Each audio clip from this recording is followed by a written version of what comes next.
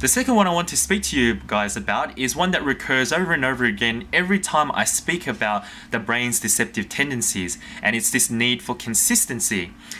Those ideas in the past videos of avoiding cognitive dissonance, the need for congruence, all are fundamentally from this need of consistency, and our memories are no different. Because our brain constructs our memories are really susceptible to leading and suggestion from the outside world and outside influences in order to fulfill this need for consistency.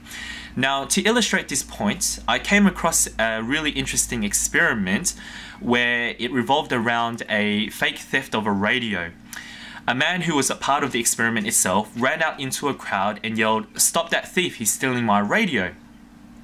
Then after the event, some policemen, fake policemen who are also part of the experiment itself, went around the crowd and interviewed potential witnesses about what they saw.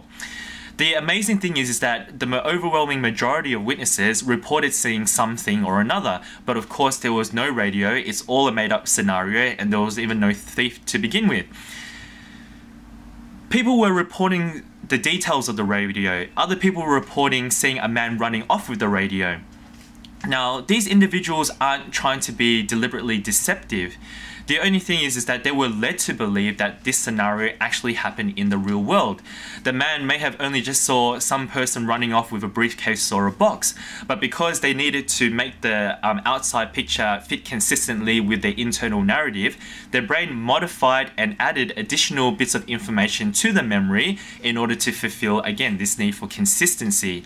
And this process is actually called confabulation. There's an actual term for it because it keeps recurring time and time again every time they research into memory and this particular phenomenon. The third deceptive tendency I wanted to speak to you guys about is thematic gist. Now, despite what we want to believe, our brains are actually really bad at remembering finer details. In fact, we're only good at remembering the context of a certain situation, conversation, or event rather than the specific content. Now, think about a conversation you had with your friend, say, a week ago. You probably remember what the conversation is about and probably some important bits and pieces, but even then, it was most likely the overall theme and gist of the details rather than the exact word-for-word sentences or the sentence order of the entire conversation. Now, it's not hard to believe why our brain does this. Our perceptions are bombarded with about 2 million different things at once, and our brain filters out the majority of it in order for us to focus and not get overwhelmed. In fact, this process is the reason why we've been able to evolve into these higher order beings and surpass regular animals.